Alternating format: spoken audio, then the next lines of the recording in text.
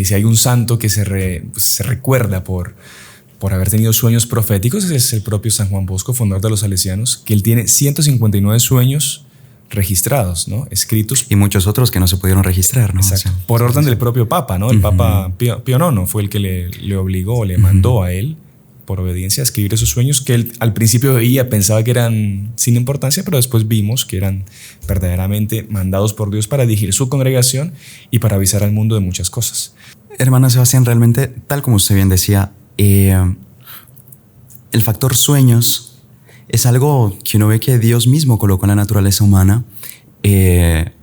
O sea, mismo, incluso una enfermedad mismo que uno no quiera, uno acaba soñando siempre, uno tiene, en fin, o cositas pequeñas o cosas cruzadas, muchas veces tiene relación con los momentos intensos que uno está viviendo, con las preocupaciones, con las... En fin, va muy relacionado con lo que uno vive en el día a día.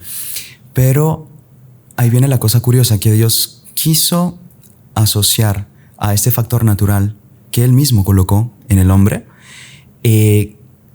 quiso asociar que en determinados momentos sirviese también como canal de comunicación con sus hijos. Y esto lo vemos que se repite varias veces en la historia, porque de hecho tenemos registrado en el Antiguo Testamento que hay decenas de ocasiones en las que Dios habla a sus profetas, en fin, a los mismos apóstoles, les ha hablado por medio de sueños. Y es interesante nosotros como que tener un panorama general como para entender bien y ver cuánto Dios ha tomado este medio para comunicarse con sus hijos y dar indicaciones, dar orientaciones, dar consuelos, dar ánimo. Hay que tener cuidado, no es que nosotros como católicos vamos a tomar todos los sueños como una señal y a regirnos únicamente en lo último que soñé la noche pasada. También hay que tener un criterio, una cierta discreción en este sentido para saber qué viene de Dios y qué no. Ese es el objetivo ahorita para nosotros, ya ir anclando nuestras bases, nuestros principios. Una cosa muy interesante que usted bien mencionaba al respecto de San Juan Bosco. Por excelencia lo tenemos a él en el Nuevo Testamento, en fin, en esta época, de cuánto Dios se comunica a sus santos por medio de los sueños. El inicio de su vocación, Dios se la reveló a sus 9 años por medio de un sueño. Aquel sueño famoso que ustedes recordarán, en el que él ve una pradera, un montón de niños jugando, algunos jugando, otros blasfemaban, exactamente, y él se mete ahí a callarlos a palos y golpes, y ahí es que se aparece nuestro Señor en el sueño, que él no lo reconoce, y le dice, no con golpes, sino con mansedumbre, con caridad, etc.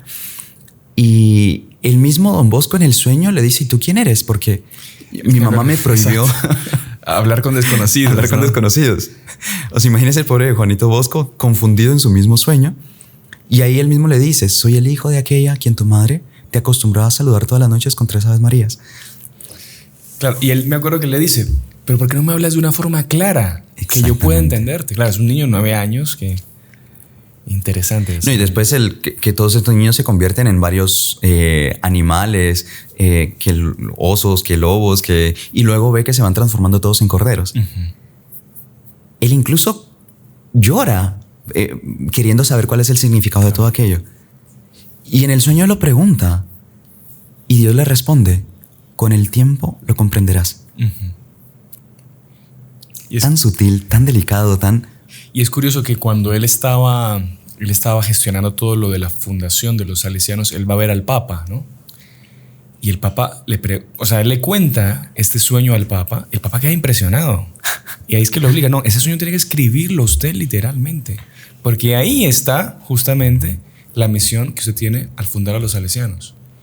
Y es como una confirmación, no, porque él iba a pedir algo ya como para institucionalizar su orden. Y el Papa, escuchando un sueño, ahí es que decide prácticamente aprobarlos. Como que entiende, no, es una misión de Dios que le ha dado a San Juan Bosco como fundador para que guíe a la juventud y transforme a esas bestias, por así decirlo, por animales, el pecado, en corderos, en hijos de Dios. Muy interesante eso también. Y fue bonito, hermano Sebastián, que en ese primer sueño que él tuvo, él le fue a contar a su familia, ¿no? A sus hermanos, a mamá Margarita. Y sus hermanos se reían de él. Claro. Uno de los hermanos le decía, no, eso es que vas a ser pastor de cualquier animal cuando seas grande. Y mamá Margarita le dice, ¿quién sabe si eso significa que vas a ser sacerdote? Impresionante. Ahí uno ve también la disposición de alma que cada uno tiene para ir recibiendo esos mensajes de Dios. Incluso más adelante, en el momento en que él, obviamente él sintió un llamado al sacerdocio, quiso estudiar y tal, pero él iba a entrar a los franciscanos, ya había pedido su admisión, lo habían aceptado en la casa de los franciscanos y justo antes de entrar, él tuvo un sueño. Que fue un sueño muy curioso que le relato aquí. No sé si todavía nos da tiempo. Sí, tenemos todavía. Pero él vio... Un minuto. En un minuto se lo resumo. Él vio a varios religiosos en una especie de patio corriendo en sentido opuesto, digamos, unos contra los otros, y veía que estaban todos con el hábito roto, con los hábitos rotos. Y ahí uno de los religiosos se acercaba y le decía, ¿tú buscas la paz? Pues no la vas a encontrar aquí. Qué impresionante. Busca otra mies. Y a raíz de eso él se volvió para atrás. O sea, uno ve un alma muy privilegiada en este sentido de recibir sueños, de ser orientada por medio de sueños. Y así él va a tener un montón. En la siguiente parte contaremos de cómo él fue orientando y fue recibiendo luces de Dios para tomar ciertas decisiones. Personales, para su congregación y para la iglesia también, ¿no? Exactamente. Señales muy claras al respecto de futuras situaciones por las que va a pasar la iglesia y cómo Dios les revelaba cuáles eran esos columnas, esos pilares en los que la iglesia debería anclarse, ¿no? Exactamente. Así que es súper interesante eso que usted nos levanta, ese atisbo que nos da de lo que viene de San Juan Bosco. Creo que excelente. Vale mucho la pena. Y sabe, hermano Sebastián, que el mismo Don Bosco decía que estos sueños hacían más bien a sus jóvenes que un sermón. Interesante. Y lo esperaban con más ansias esos niños en la buena noche. Exactamente, sí. Antes de que se fueran a dormir. Y era como que el momento en que, bueno, Don Bosco cuente su último sueño, a ver qué era.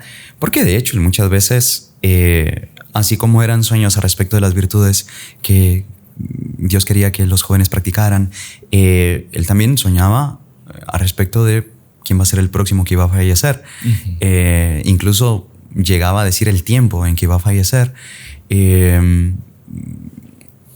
Como usted recordaba, cuestiones a respecto de la Santa Iglesia Católica, el futuro de la Santa Iglesia, que aquí les vamos a transmitir también, y cosas que él también utilizó para dirigir su obra. Uh-huh.